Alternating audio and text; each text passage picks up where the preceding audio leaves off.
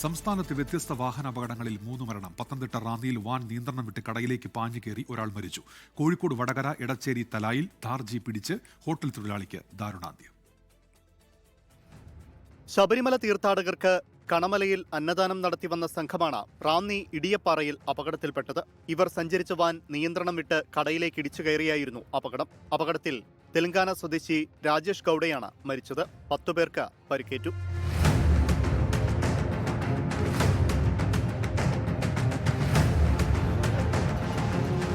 Vadakara Edachery തലായിൽ Thar jeep പിടിച്ച hotel ജീവനക്കാരിയായ വീട്ടമ്മയ്ക്ക് ദാരുണാന്ത്യം. പുറമേരി സ്വദേശി ശാന്തയാണ് മരിച്ചത്. ബസ് ഇറങ്ങി റോഡ് ക്രോസ് ചെയ്യുന്നതിനിടെ ജീപ്പ് ഇടിച്ചു തെറിപ്പിക്കുകയായിരുന്നു.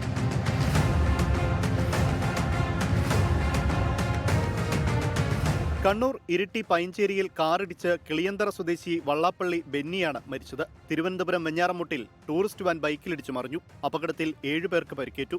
ഇതിൽ 3 പേരുടെ നില ഗുരുതരമാണ്. കോഴിക്കോട് മാവൂർ കൂളിമാട് ജംഗ്ഷനിൽ KSRTC ബസും കാറും കൂട്ടിയിടിച്ചു. അപകടത്തിൽ ആർക്കും പരിക്കില്ല.